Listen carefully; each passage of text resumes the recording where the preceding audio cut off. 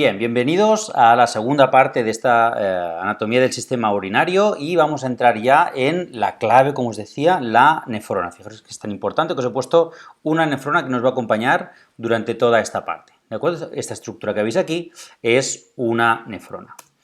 Empezaremos con la descripción. La nefrona es la unidad funcional del riñón. Es aquella estructura en la cual realmente se realizan las funciones del sistema renal, principalmente, que es la de filtrado de la sangre. Tenemos aproximadamente 1 millón de estas pequeñas estructuras por cada riñón y, como os explicaba previamente, es el lugar donde la sangre se separa en estos dos componentes. Una sangre arterial rica en oxígeno pero sin filtrar dará lugar a una sangre en proceso de filtrado que terminará como sangre venosa y una orina que será el resultado de esta filtración. Bien, por lo tanto, el resultado final será la formación de la orina. Claro, formar la orina no es fácil porque hay muchas sustancias que salen pero que luego tienen que regresar.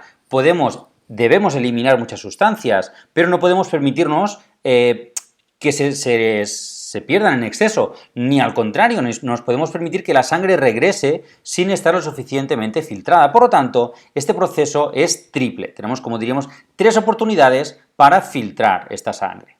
Este triple proceso se divide en los procesos de filtración, de secreción y de reabsorción. Estos 3 procesos son aquellos 3 procesos por los cuales la sangre arterial se dividirá en una sangre filtrada finalmente y una orina, ¿de acuerdo? Por lo tanto, este proceso en realidad es triple. Iremos viendo cada uno de ellos donde se produce dentro de la nefrona. Bien, fijaros, esto es un esquema muy sencillo, muy simple de una nefrona, pero ya podemos observar que hay 2 grandes componentes. Cada nefrona se divide en una región denominada corpúsculo y una región formada por un conjunto de túbulos, ¿de acuerdo? Vamos a ver cada una de ellas, empezando por el corpúsculo. Bien, el corpúsculo, a su vez, está formado por 2 partes, ¿de acuerdo? Fijaros que es esta porción superior y, por lo tanto, ya podemos intuir más o menos que tendremos una porción formada por las arterias, por lo tanto, por el glomérulo, y por algo que envuelve a este glomérulo y que recibirá la orina, será el resultado de esta orina, ¿de acuerdo? Por lo tanto, el corpúsculo está formado por 2 porciones. El glomérulo, formado por capilares, por lo tanto, presenta una arteriola aferente que llega al glomérulo, este ovillo de capilares y la arteriola eferente que sale del glomérulo, ¿de acuerdo? Y que ya veremos dónde va. Esto de momento solamente en el corpúsculo. Y en segundo lugar tenemos una cápsula alrededor de este glomérulo, que es la cápsula de Bowman, ¿de acuerdo? Como os digo, si intentamos relacionar ya la estructura con la función, podemos empezar a intuir que la sangre viene por aquí totalmente oxigenada y sin filtrar, y aquí se inicia este primer proceso. Por lo tanto, aquí tenemos el doble componente, el componente sanguíneo, los glomérulos, y el componente de la orina, que será la cápsula de Bowman, ¿de acuerdo? Como os decía, en este lugar es donde se inicia este proceso, por lo tanto, hablamos de filtración. En esta porción, en el corpúsculo, se produce la filtración, ¿vale? Aquí tenemos, fijaros, la nefrona un poco más completa, más parecida a esta que tenemos aquí arriba, ¿eh? Fijaros que tenemos la arteria, una arteriola aferente, un glomérulo y una arteriola eferente, que saldrá hacia, ya veremos dónde. Y aquí tendremos esta cápsula de Bowman, donde se empezará a encontrar esta protoorina, esta orina original, que no será la que finalmente se eliminará, ¿de acuerdo? Y necesitamos varios procesos antes de ser eliminada, ¿vale? ¿De acuerdo? Otra imagen, donde podemos observar otra vez esta división, la parte del glomérulo, que es el conjunto de capilares, que proviene de una arteriola aferente, aquí al revés, arteriola aferente y que sale de una arteriola eferente, y esta estructura que se sitúa alrededor que es la cápsula de Bowman. Y repito, ambos forman el denominado corpúsculo renal. Bien, con esto tenemos la primera parte, la parte del corpúsculo, y hemos dicho que es donde se realiza la filtración, como veis aquí. Pero como decíamos, no se puede eliminar todavía esta orina, necesitamos seguir trabajando en esta orina. Y lo hacemos en la segunda porción, que es la región denominada túbulos, o conformada por los diferentes túbulos. ¿Qué son estos túbulos? ¿De dónde vienen? ¿A dónde van? Vamos a verlo enseguida. Fijaros, tenemos tres partes que conforman los túbulos. Tenemos justo cuando salen un túbulo que tiene unas incurvaciones y se denomina túbulo contorneado. Como está cerca del glomérulo, se llama túbulo contorneado proximal. Este túbulo forma un asa que aquí no vemos, pero que aquí arriba sí. Este asa se denomina asa de Henle. Enseguida veremos más imágenes en la presentación.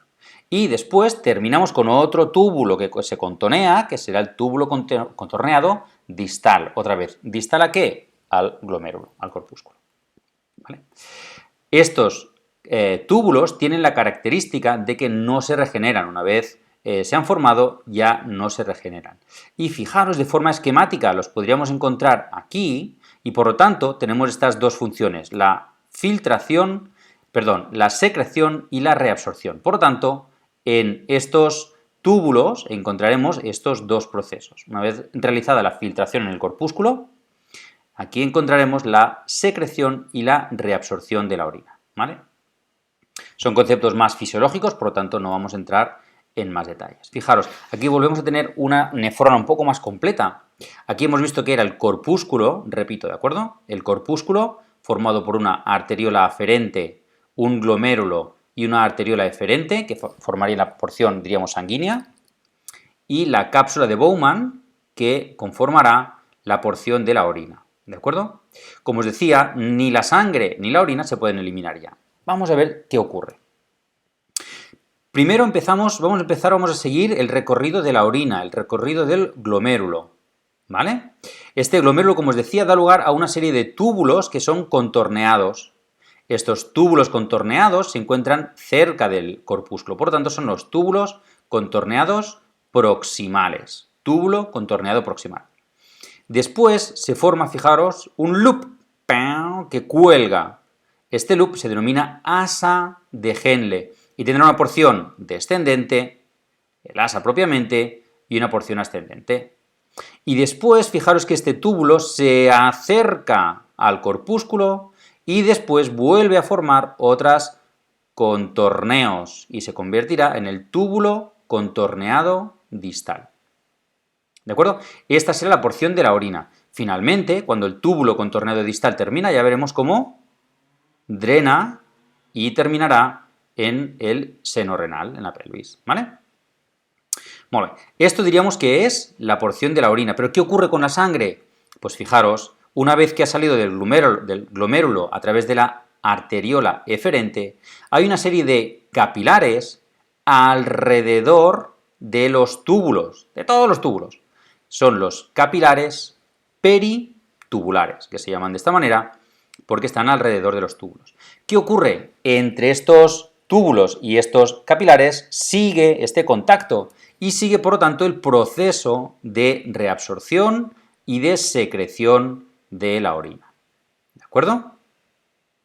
Por lo tanto, aquí volvemos a encontrar, por un lado, la sangre que se está filtrando en los capilares peritubulares, y la orina que irá circulando a través de los túbulos contorneados, proximal y distal, y del asa de Henle.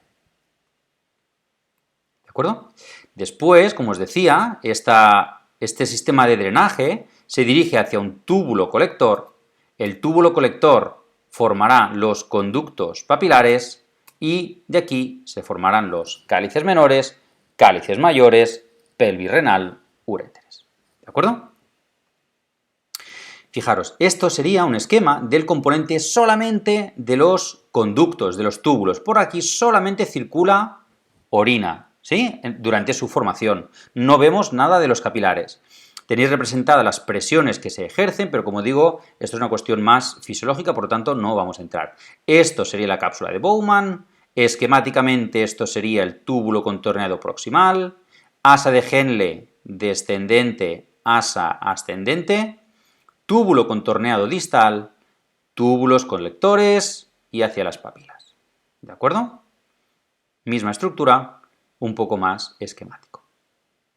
Espero que se haya entendido. Normalmente aquí la siguiente pregunta siempre es, ya, pero ¿y cómo se relaciona la parte macroscópica y microscópica? Decíamos, tenemos en el riñón una porción de corteza renal y una porción de médula renal formada por las pirámides. ¿Qué hay en cada parte? Fijaros, la corteza renal es lisa porque contiene los corpúsculos que son como redonditos, acordaros, formados por la cápsula de Bowman y dentro el glomérulo, ¿vale? Y también encontramos los túbulos contorneados. Estas son las dos porciones que hay en la corteza renal.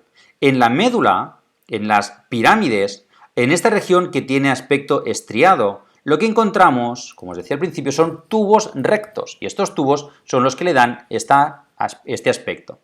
¿Qué tubos son estos? Pues por un lado, las dos porciones del asa de Henle y por otro lado, los túbulos colectores. Finalmente, estos túbulos colectores terminarán en estas papilas renales, insisto una vez más, cálices menores, cálices mayores y pelvis renal.